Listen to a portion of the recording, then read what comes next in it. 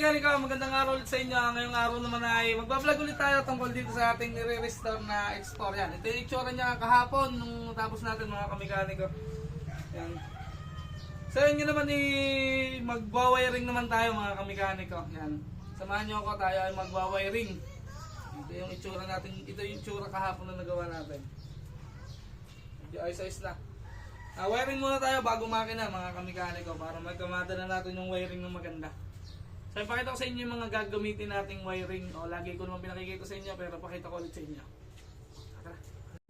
So ito yung socket na pang flasher na ginagamit natin. Tapos ito yung mga nilalagay natin doon sa socket. Buksan mo nga ma. Yan. Ito yung ginagamit natin na pang malakasan na socket natin sa Suzuki Explorer. Yan, Denso to mga kamikaniko. Na para siyang pang FI na. Tapos ito yung in-upgrade natin sa ating wiring na para siyang original. Na medyo mahal-mahal din mga kamikaniko pero quality mga kamikaniko.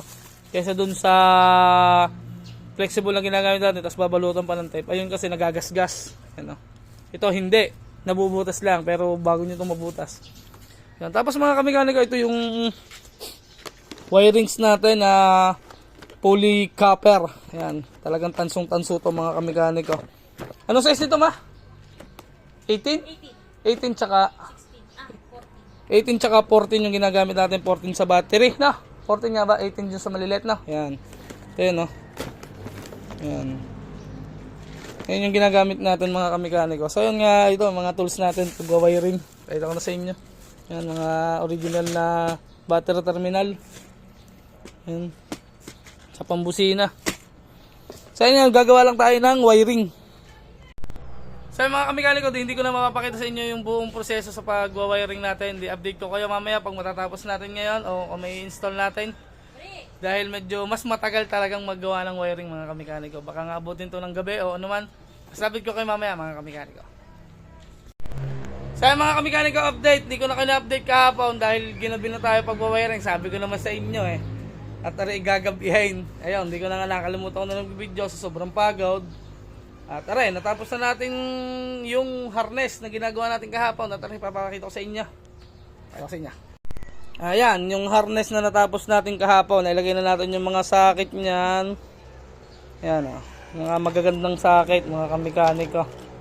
Saka yung magandang hose. Yan. Ayan yung gilalagay natin magandang hose mga kamikaniko. Tulad nga nasabi ko sa inyo dati dahil ang gamit natin ay flexible, medyo pangit kasi nagagasgas agad yun. Ito hindi. Yan mga socket siya. Ito battery. Yan, mga socket ng regulator, stator, fuse. Tingnan yung fuse niya quality yan. Tapos ito yung sa relay. Yan. Tapos ito yung sa likodan. Yan. So yan, samahan nyo ako mga kamikaniko, kakabit lang natin to. Yan, para matapos na natin. So yan, ito yung unit natin, nalalagyan yan. Ito yung bilalag natin ng isang araw ba yun? Yan, kahapon pala. Yan. Install natin to dito, plug and play na lang to dito kasi nagawa na natin to dito. Iugma na natin na iugma, syempre tatap na lang natin, itatap yan dyan mga kamikaniko. Yan. Kaya wala tayong taga-video, di tatap ko na lang mga kamikaniko, kakabit ko na lang at pag nakabit natin, ganito na yung kalalabasan yan mga kamikaniko. So mga kamikaniko, natapos na natin i-install yung kanyang harness. Ito na yung ganito na siya kalinis. Yan, ito na lang yung mga socket dyan sa unahan, tapos ito sa headlight. Yan, yung busina. Tapos yung bracket niya sa wirings, yan, stainless bracket yan mga kamikaniko. Yan, pala loob pala dapat para hindi tumama doon sa chassis. Yan. Stainless bracket yan mga kamikaniko. Yan, papunta dito. Yan, ganyan siya kalinis. Tapos yan, stainless lahat yan. Dito.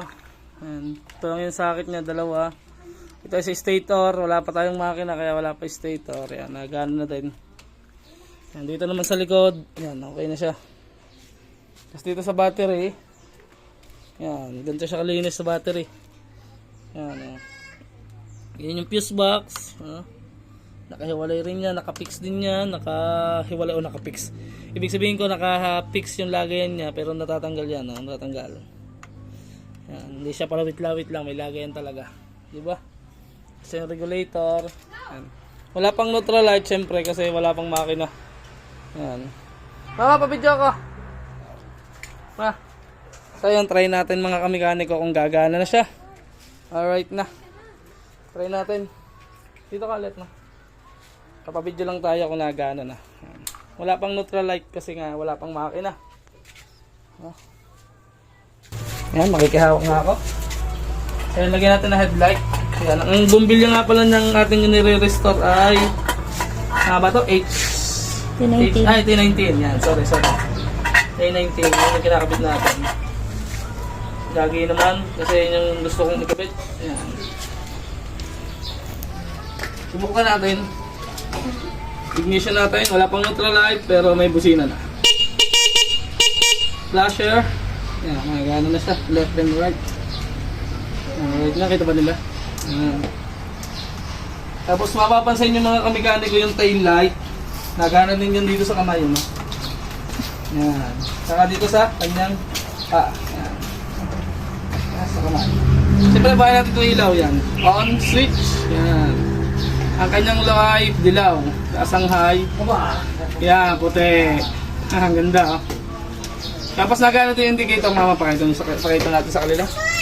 Indicator ng high and low. Tapos meron na siya ditong meron siya ditong ilaw. Yan. Ano? Ito, makikita nyo. Yan, mabubuhay. Yung dashboard niya nagana din. Yan, kita nyo. 0-0 siya. Yan, diba? 0-0. Yan. Dito kasanahan ulit. So na mamaya, tetestingin natin yung kanyang regulator. Kaya sa susunod na vlog, di pala natin matetesting kasi wala pong makina.